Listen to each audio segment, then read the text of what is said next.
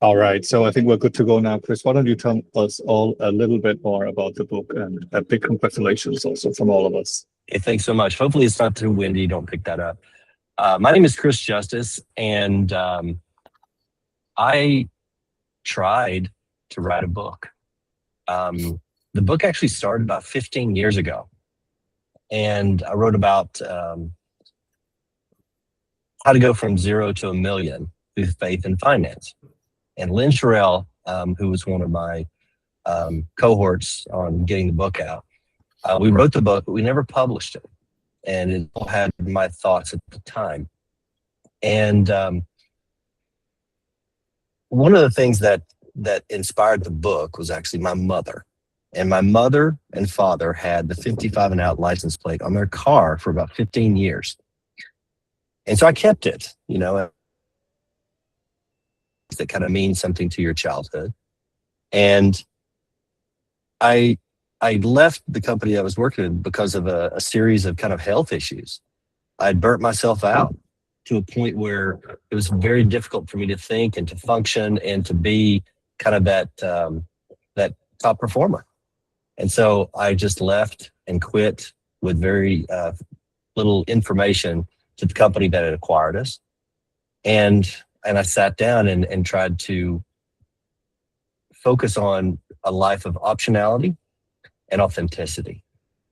And then I felt that, a book is one of those things that is personal.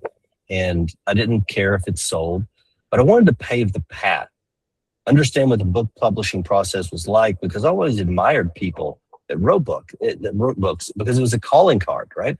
It was something that you could give to the people that mattered, and it was a chance for you to kind of explore your own experience and then share that with other people. Now, people do books for various reasons, and frankly, I did this one for my mother. She's now 74, and she needs stuff to do that inspire her. And I think we lose inspiration sometimes as we get older. And I wanted to give her something. Now she's signing hundreds of books, explaining what these people have meant to me during the ordering process, during the manufacturing process, and my whole life process. And she's engaged, and she's happy, and she's living, and she's proud. And I think that is really what you hope to do with a book, is to give someone a gift. And I think there's no better person than your mother, because we all have one. Very good.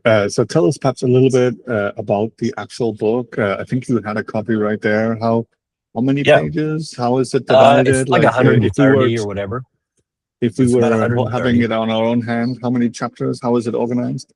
So I organized the book in a kind of a unique way. I think today we're all it's challenging for people to hold their attention a long time with stories.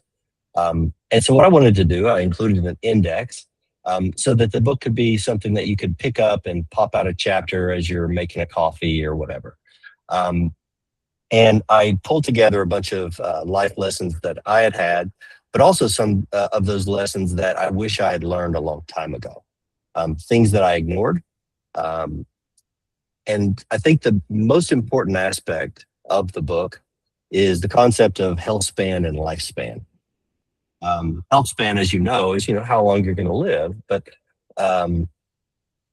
lifespan is like how long you're going to live, but health span is how long you're going to be healthy to do things. And I lived in Switzerland, and I used to climb mountains, but now it scares me a little bit more than it did before. So I'm a bit more cautious because I want to move and keep my mobility as long as possible. And with humility and respect, my parents are losing that mobility. And I think they're losing it far too soon. Thank you. So what I'm hearing you say is that the book, it's not like a financial self-help book to how to have enough money by the time you're 55. It's about much more than that, right? Absolutely. I think that the world has been coerced into believing that when you retire, that's the point where you just start celebrating and doing something. On the other hand, I think retirement is when you have the freedom and optionality to do whatever you want. As an example, right now, I'm working on the second book, which is called Megadad, which is also the license plate on my car in Portugal. I'm working on a real estate project. I've never done a real estate project before. I'm learning everything about it, but I also added a bit of a challenge to the mix because it's in Portugal and everything's done in Portuguese. And so I have to learn a language that my wife has known all of her life. And I've been married to her for 19 years, but I don't speak the language. But now I have to communicate with contractors and workers. So I think when you leave a life of optionality, being able to choose what you want to do, build a conference, write a book, build a property that you've never done before. We have the wisdom, and sometimes we have the financial means, but the financial means is not millions of dollars. It's being able to live within a means and not prescribe to subscriptions and expensive luxury items. I wear plain shirts. I wear plain shoes. The cheaper, the better. And I always wear one color. And Janice says this as well. This is why the book is actually white, because I got all these designs for the book cover. And I'm like, no. I just want the license plate and white backgrounds. And everyone said, no, this is a bad idea. Don't do that. But it's my color, right? It's a clean, fresh. It represents kind of a new start. And the next two books will be also white covers with the license plate. So when you can do whatever you want, wake up when you want, you get to choose such a meaningful and thankful and purpose-driven life versus this ambition-driven life that I've had most of my life. Very, very good. And as I said in the opening, if anybody else has questions, comments, feel free to write in the chat or raise your hand. I'm certainly looking forward to getting my hands on a copy of the book. I think you already shared in the chat a link to a version so people can actually get a free copy. Perhaps tell us a little bit more about the actual writing process, the editing that went around it and getting it out the door, if you don't mind. Of course.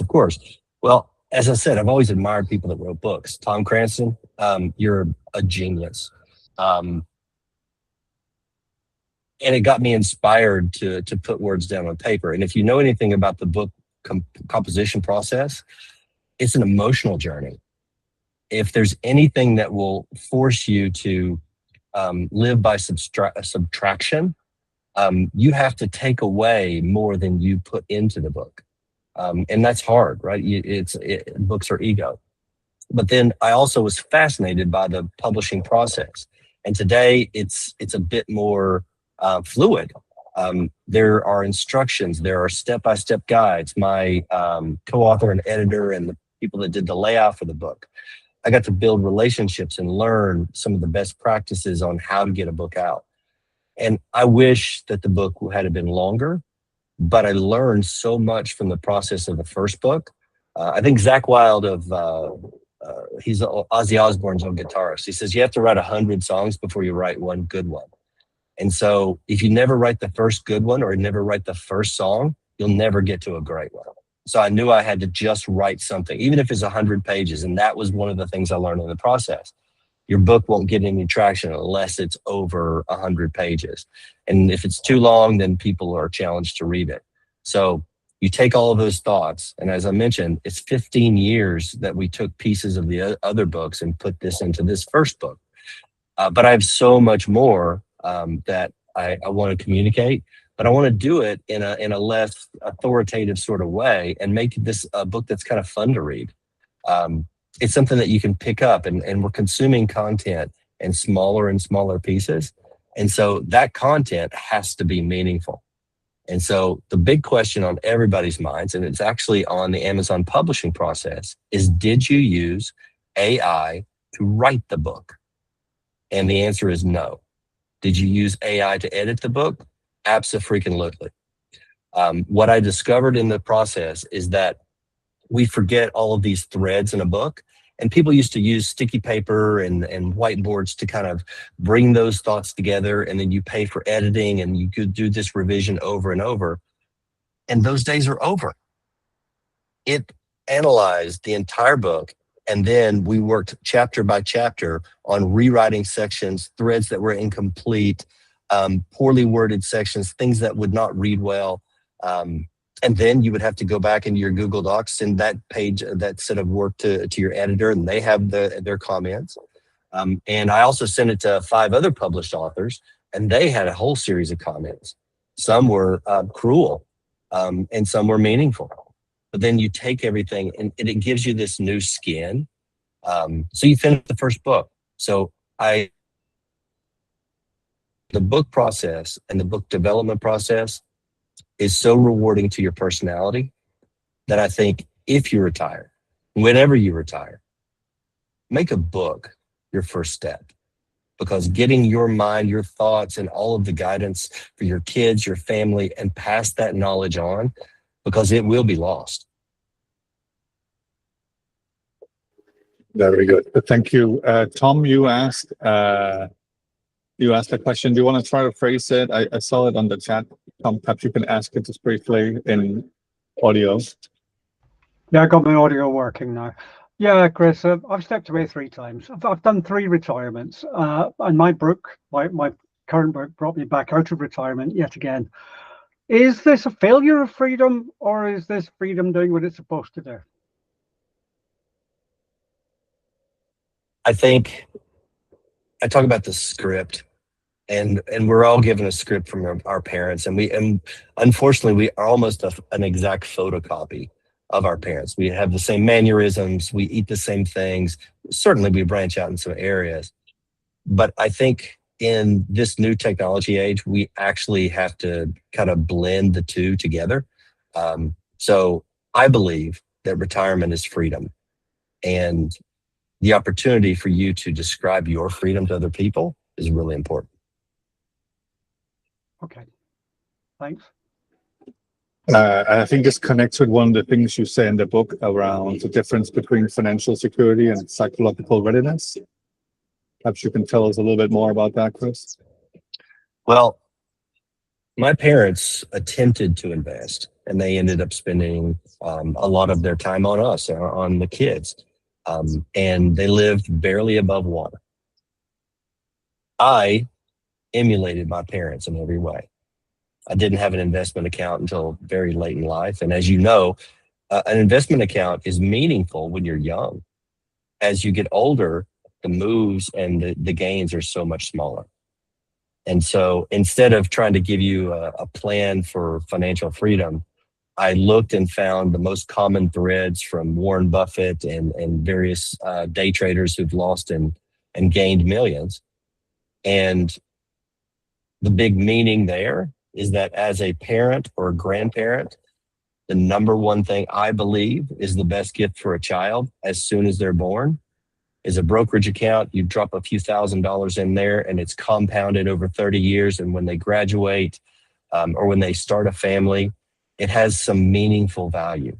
And you don't have to overthink it. You don't have to be a financial advisor. You can buy the index fund, and consistently it will go over time. It will grow over time. And you don't have to think about it. And you keep dropping that extra $50 or $100 into that account, and it actually means something. And I didn't know that until I started learning about this. And we had a couple of interesting financial events that happened with the sale of a company. And then I got advice, and then followed that advice and was astounded at the result. Very good. Thank you. We have Keith also with us. If you don't mind, Keith, you raised your hand. Yeah, Chris, this is the yin to your yang, wearing black to your white. I do have a question. You just sort of popped up in my mind about your sons. Obviously, you and I were given a system that is broken. It's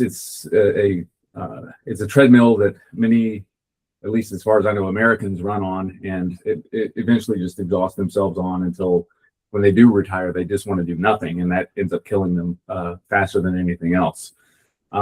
So, you know, in understanding that the system itself is broken, what are you teaching your sons about how to proceed in their life and in planning out their legacies? Thank you. Well, Keith and I have been friends for almost 40 years. We were friends in high school. We've had an amazing history together, not always amazing.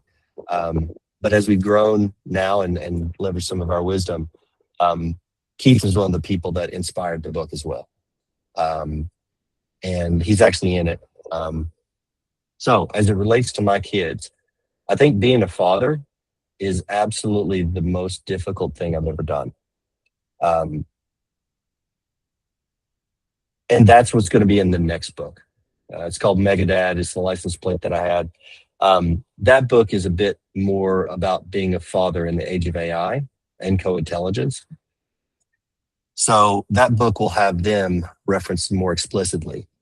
So my kids, or my son Logan, came home and he said, "Dad, I don't want to go to college," because college debt is where it's the worst kind of debt you can have. People pay this off when they're in their 30s and 40s.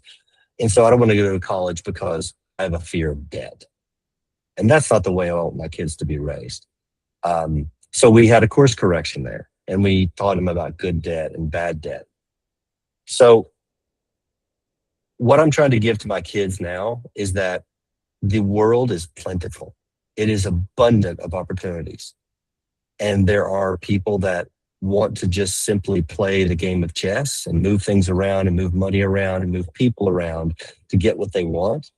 But when you truly invest in other people and sit down with a face-to-face conversation, that's the most rewarding and the most profitable component. And so what I'm trying to teach them is not about the financial formula, not about the education or the career that you choose, but it's the people that you choose. Yanis, I think you chose me as a friend, and we've been friends for a long time. And I'm grateful for that investment. And I'm here because I invested in that relationship with Yanis. And also in the book, Andy Meadows. He is a person that I had good conversations with, and I maintained that relationship with him. And he made a major life event for me happen and gave me the opportunity and the purpose and the optionality to do the book. So if you sit down, no phones, no distractions, face to face, and have genuine, authentic conversations, you can discover a new direction for your life. That's what I'm doing now. I'm building relationships with strangers. And now we moved to Portugal. These people know my name. I was short of cash in this restaurant. And the owners, forget it, Chris, we pay me another time. You know, would you have those relationships, almost like the television show Cheers in the United States? Everybody knows your name, and there is such a blessing to that. That's where the returns, that's where the wealth comes in. That's what they teach at Harvard. It's not about the education, it's about the relationships. And those people at Harvard have friends at Harvard, and they build companies together. And I'm certainly not a Harvard person, but I'm surrounding myself with people that are smarter and more intelligent than me so that I can grow with them. And that is how wealth is made. Thank you very much. Thank you, Keith. Also, thanks for joining us. Really appreciate it.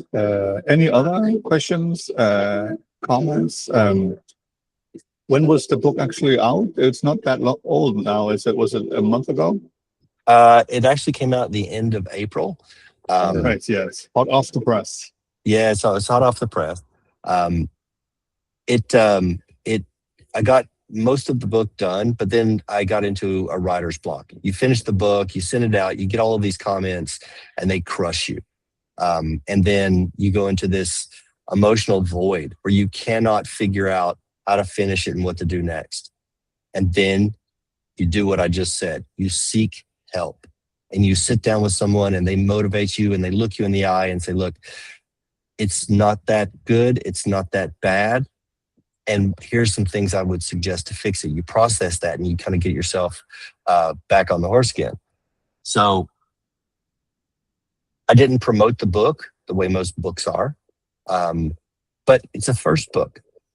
I'm probably going to give away, at least half of the thousands of copies or whatever that's gone so far. But the next book, that's where I'm going to really get into the age of AI and what it means to be a parent or a grandparent, and mostly a father you're competing with this massive amount of intelligence where your kids are going to question everything you do and say with a person and an object that you don't know, that's adapted to their personality and the way that they wish to accept information. So the first one's out. I understand the process now, but now we get to some real meat. Holly asked, what made you choose a physical book versus a blog, a podcast, or any of the other, let's say, more popular mediums in 2026? Oh, it's a very good point. So as a former marketer, I was a CMO of a software company, two software companies. What I discovered is that the podcast industry is actually quite odd. And they changed the model just a little bit, but you have thousands and thousands of people subscribing to podcasts that they never listen to. And many of the numbers were calculated based on the number of subscribers and not the number of listeners. And they're starting to tweak some of those formulas. And there's some great podcasts. I'm listening to one right now with Jonathan Frakes and Vince Spiner from Star Trek called Name Dropping. Fantastic podcast. But it's just people chatting and talking about their lives. And I found that the attention for a podcast is very, very personal. But the numbers around it, the professional production process is also complicated and can be expensive. And then there's a drop off when the content starts to decrease. So that wasn't going to be the channel for me. Plus, if you've heard my accent, I'm not a podcasting guy. The next is a blog. And the same thing goes with blogs. There's subscribers, and Substack now has one of the greatest subscribers and blogs out there for very, very random sets of subjects. But that wasn't the right medium either. And I wanted something that you could touch and feel, because that license plate is in my house, and I wanted my kids to touch and feel a book. They're going to open it up from some cabinet or suitcase 10 or 20 years from now and pick it up and maybe guide and use that. So it had to be physical. And then I had to learn the differences between physical publishing, digital publishing. So I learned that piece. Because I'm not a voiceover person, I had to learn what it was like to do an audiobook. And I sounded terrible. It was sickening to me. So my friend Keith, who has been a very accomplished, spokesman person for audiobooks, he's dubbing the audiobook. So thank you, Keith. It's a long-winded answer. It's a long-winded answer of saying I looked at the mediums, I looked at the consumption, and I was disappointed. And I knew a physical book had to be there, and the audiobook has to be the companion. And I did not want to hold up the release of the physical book by the audiobook because of the channels and the way that it will be consumed. And from our mutual friend in Switzerland, Sasha asked the question that was, I think, on everybody's mind. Where can I buy a signed copy, Chris? All right, fantastic. You can go onto Amazon right now, search for 55 and Out. And it is on Amazon, on Kindle, as well as the printed book. And there's also the link in the beginning of the chat, right? 55andout.com/freebook. So you can get your copy there. And if any of you have questions about the process or developing a book from a layman's point of view, I'm happy to help. I looked at the pricing models. I looked at the cover options. I looked at the editing process and how books are excluded from Amazon because of the way that they're positioned. I have experts that have been doing this for now 40 years to help me craft the book and put it into its current form. And the formula is not complicated. It is specific, but it's not complicated. And Tom's got great experience here as well. So it is a psychological celebration for you to put your words and have a physical book to look for. Very good. I think that's all we had. Any questions, comments, reflections, anything here that made you think that you want to share in the closing? Stephen, anything from your side? Thank you so much for being here.